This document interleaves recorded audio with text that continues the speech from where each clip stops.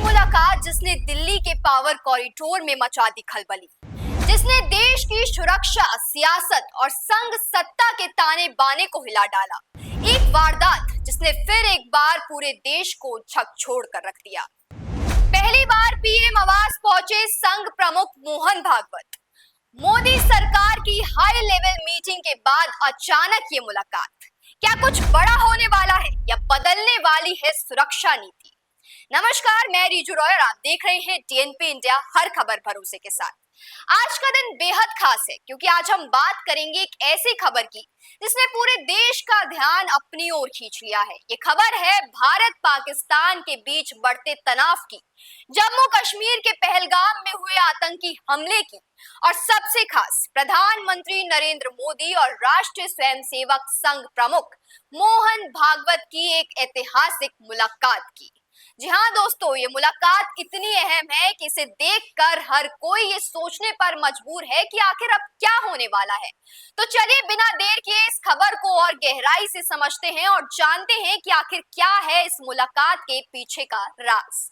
सबसे पहले बात करते हैं उस घटना की जिसने पूरे देश को झकझोर कर रख दिया है। जम्मू कश्मीर के पहलगाम में हुए आतंकी हमले ने एक बार फिर साबित कर दिया कि आतंकवाद आज भी हमारी शांति और सुरक्षा के लिए सबसे बड़ा खतरा है।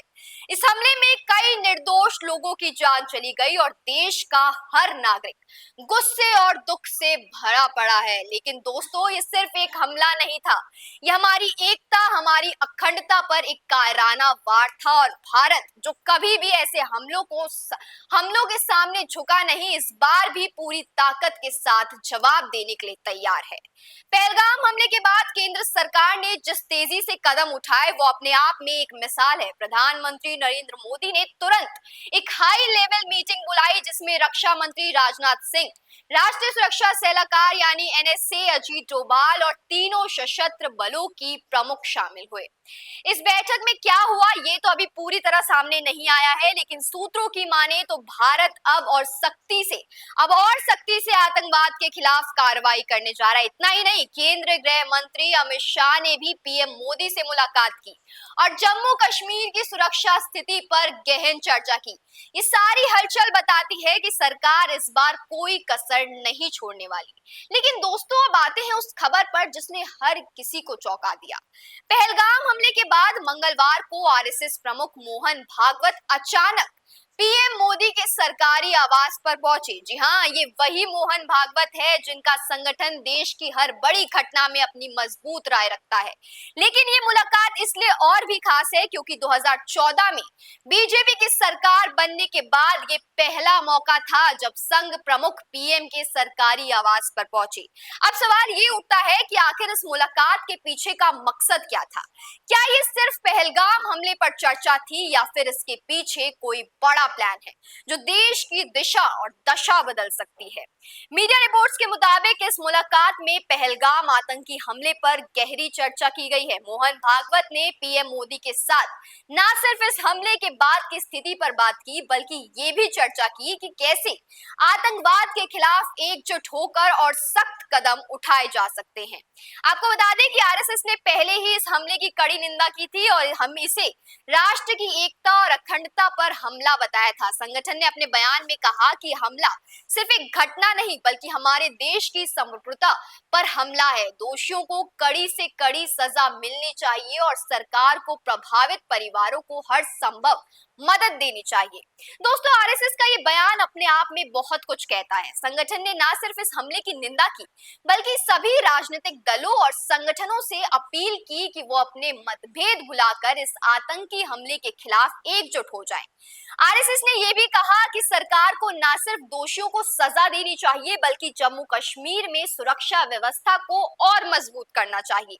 और यही वो बिंदु है जहां पीएम मोदी और मोहन भागवत की मुलाकात और भी ज्यादा अहम हो जाती है, क्योंकि जब केंद्र सरकार और आरएसएस जैसे संगठन एक साथ मिलकर काम करते हैं तो नतीजे बड़े और दूरगामी साबित होते हैं।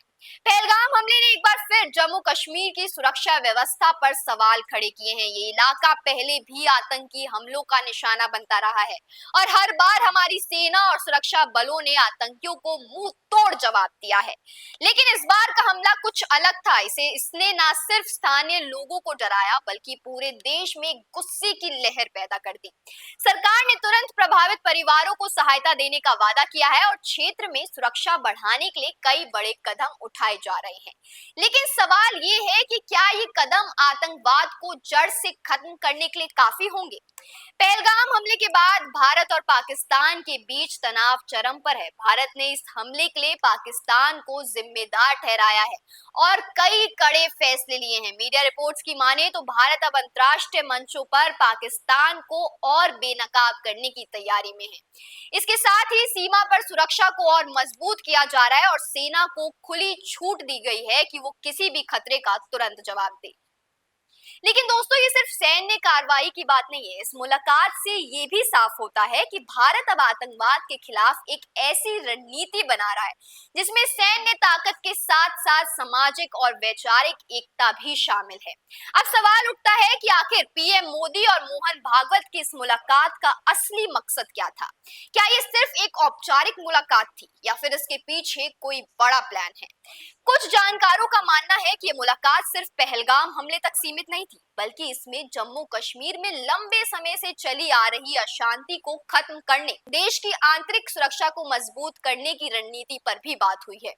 आरएसएस का प्रभाव देश के हर कोने में है और जब वो सरकार के साथ मिलकर काम करता है तो नतीजे बड़े और प्रभावी साबित होते हैं। देखिए, ये मुलाकात और इसके बाद की घटनाएं बताती हैं कि भारत अब आतंकवाद के खिलाफ और सख्ती से कदम उठाने जा रहा है। सरकार और आरएसएस का ये समन्वय न सिर्फ सुरक्षा व्यवस्था को मजबूत करेगा बल्कि देश की जनता में भी एकता और विश्वास का संदेश देगा। लेकिन सवाल ये है कि क्या ये कदम आतंकवाद को पूरी तरह खत्म कर पाएंगे? क्या भारत और पाकिस्तान के बीच तनाव कम होगा या फिर ये और बढ़ेगा? इन सवालों के जवाब तो वक्त ही देगा। लेकिन एक बात तो साफ है, भारत अब किसी भी कीमत पर अपनी सुरक्षा और संप्रभुता से समझौता नहीं करने वाला। इन सब सवालों पर आपकी क्या राय है? हमें कमेंट बॉक्स में जरूर दें और देखते रहिए जीएनपी इंडिया, हर खबर भरोसे के साथ।